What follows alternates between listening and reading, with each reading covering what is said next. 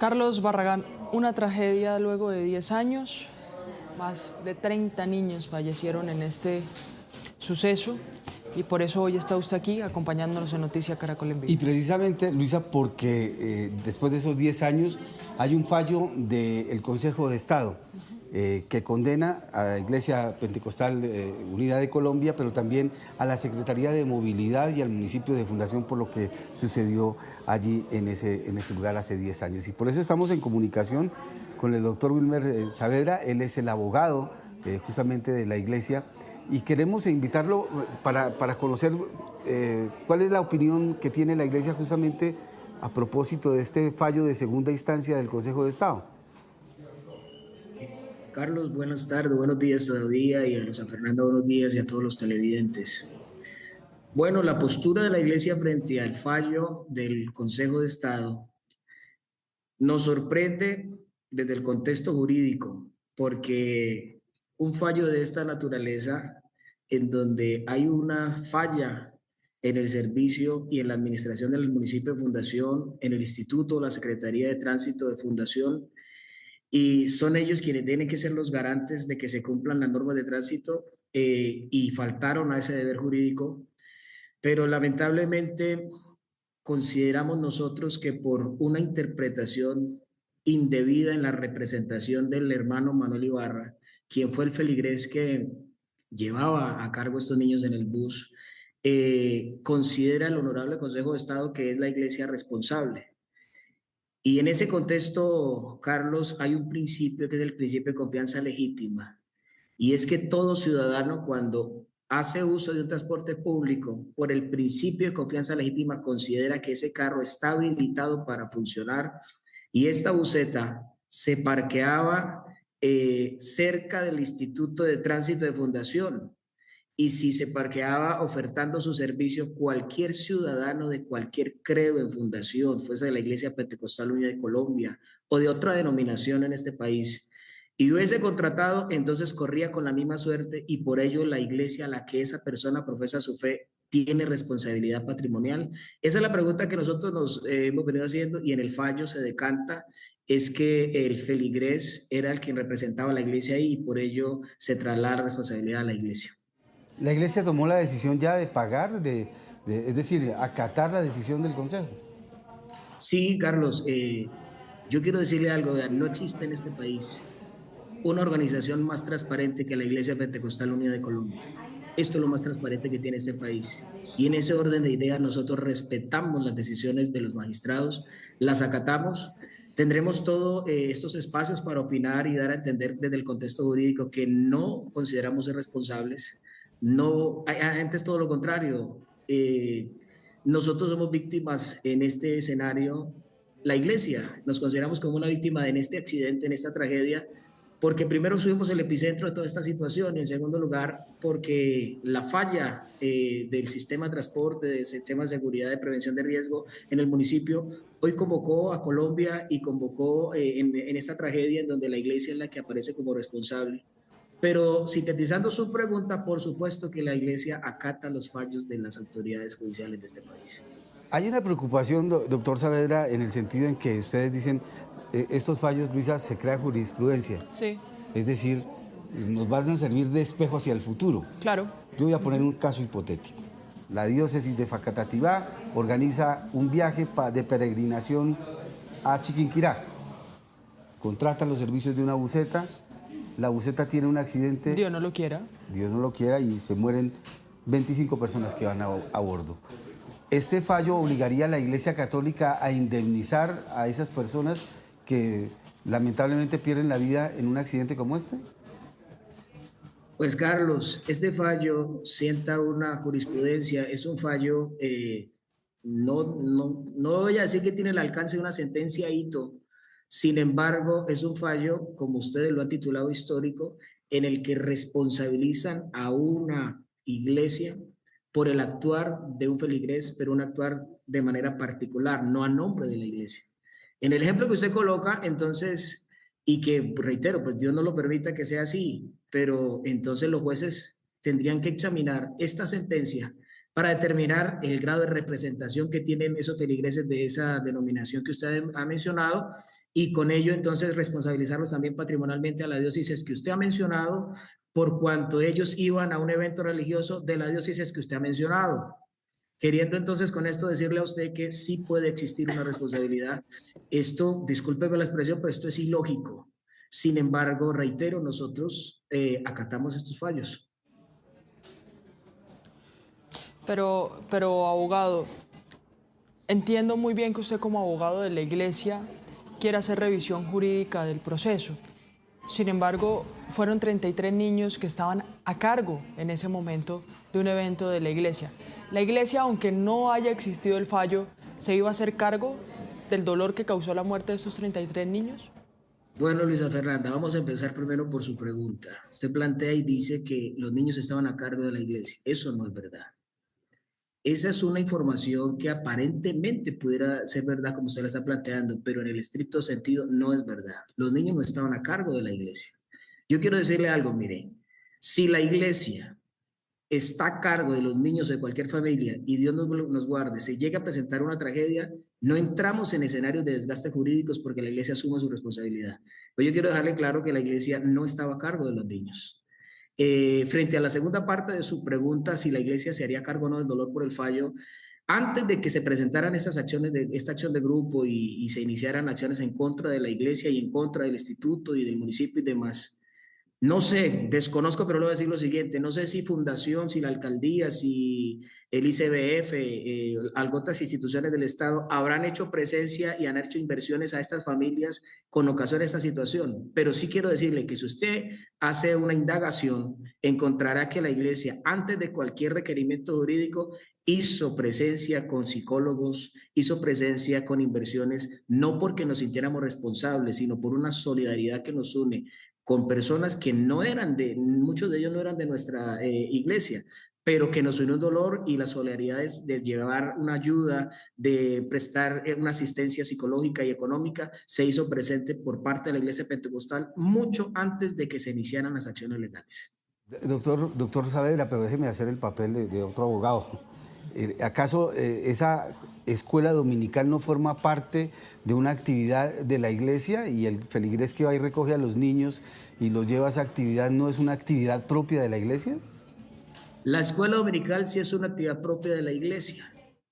Y la escuela dominical es un culto de niños que se celebra en un salón, ya sea en aula específica para explicarle a los niños los principios bíblicos, pero eso se hace dentro de un salón. Pero el traslado de los niños no era responsabilidad de la iglesia, ni fue nunca autorizado, ni se asumió la responsabilidad de la iglesia. Fue un feligrés, y discúlpeme hacerle el siguiente ejemplo. Vamos a suponer que en cualquier denominación hacen los mismos eventos y se reúnen los niños.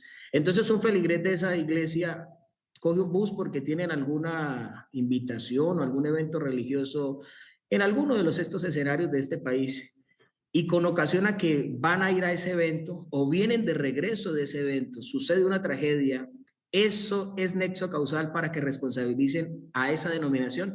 Pues de ninguna manera, porque en primer lugar el nexo causal que la iglesia tiene con el accidente realmente viene siendo el hermano Manuel Ibarra solo por ser el feligrés de la iglesia.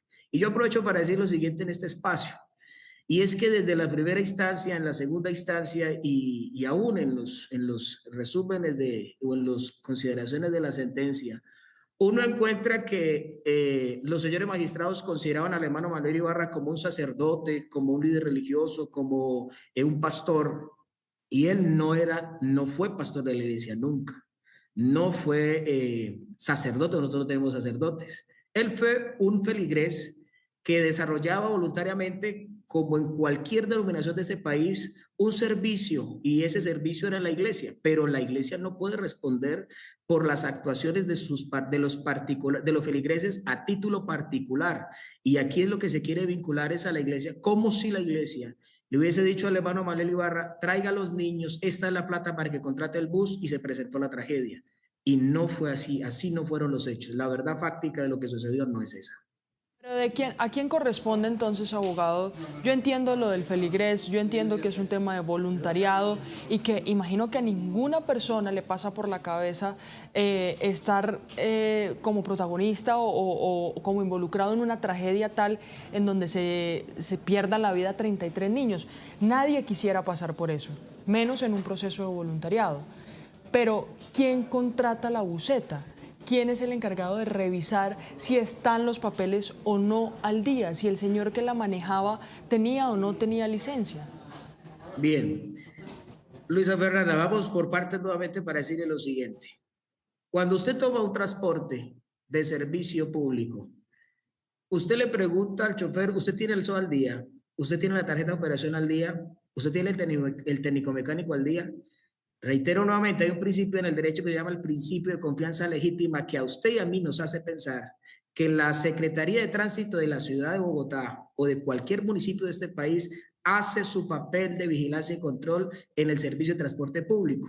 Entonces, quien tiene la responsabilidad inicial y directa es la Secretaría de verificar que esa buseta que estaba ahí parqueada ofertando su servicio a cualquier persona en fundación cumple los requisitos exigidos por la ley. Sí, Ahora, abogado, frente a su segunda pregunta, discúlpeme, frente a su segunda pregunta con respecto a quién directamente fue a contratar, fue el hermano Manuel Ibarra. ¿Cómo lo hizo? Lo desconocemos hasta el día de hoy.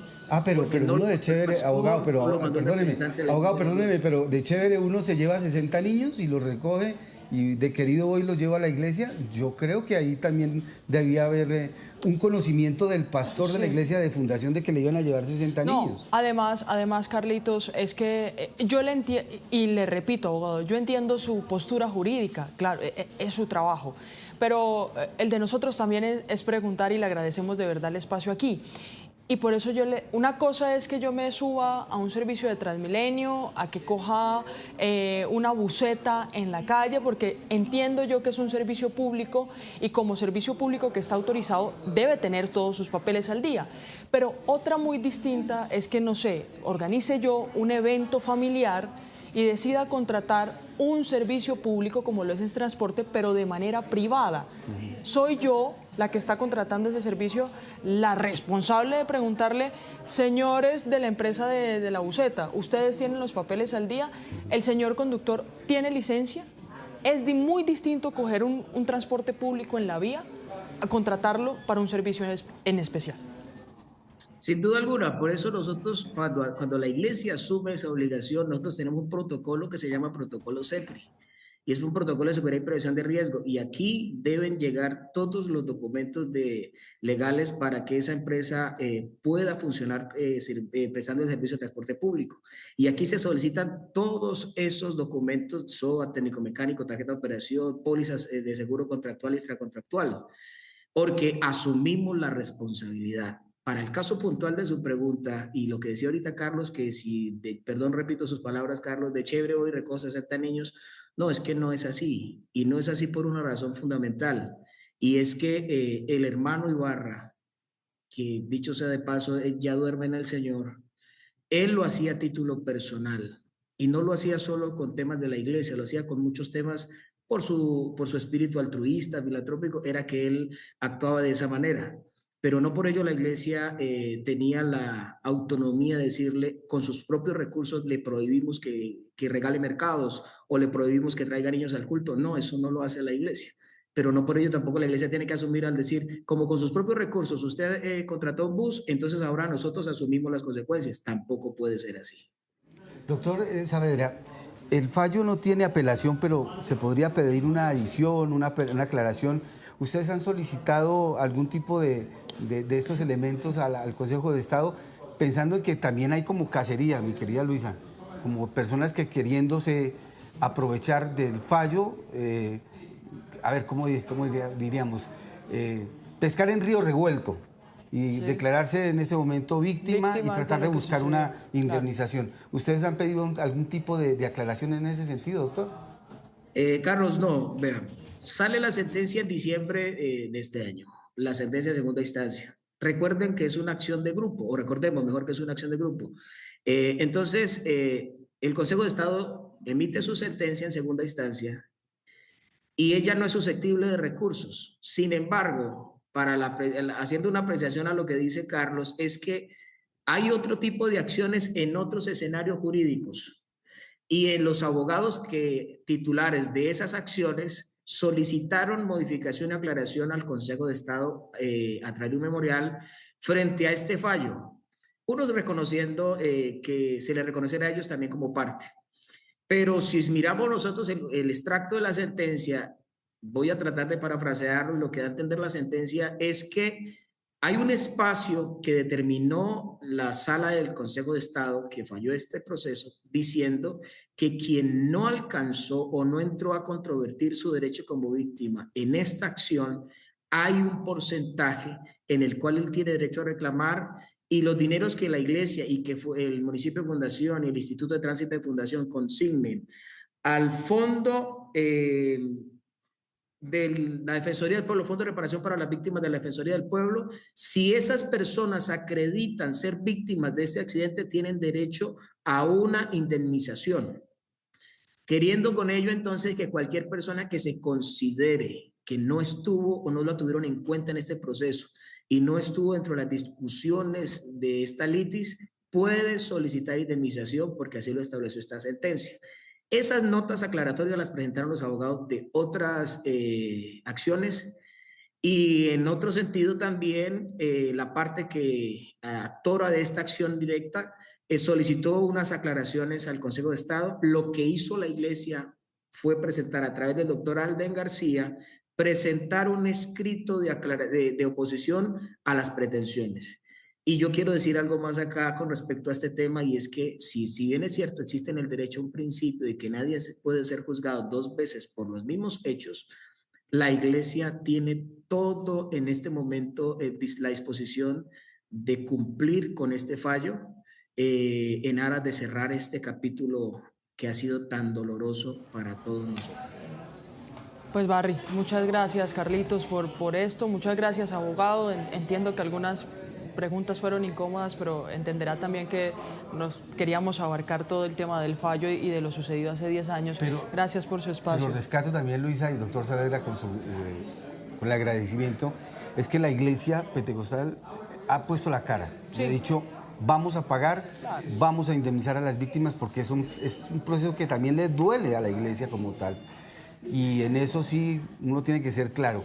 Contrariamente a otras personas vinculadas a este mismo fallo, que las fuimos a buscar allá en Fundación, que golpeamos la puerta, que tenemos un periodista y que no han sido capaces de dar la cara. Así que gracias a la Iglesia por responder, gracias a la Iglesia por dar la cara y gracias a la Iglesia por estas claridades, y a usted, abogado, que la está representando hoy. A ustedes muchas gracias, Luisa Fernanda y Carlos, y ustedes tienen ese derecho y ese deber de preguntar, y nosotros respondiendo construimos tejido social. Y gracias por darle ese espacio a la iglesia. Un abrazo, Carlos, muchas gracias a ustedes. Gracias. Así es, abogado, muchas gracias. Carlitos, muchas gracias a usted por este tema tan complejo también para la historia de Colombia. Vamos a una pausa.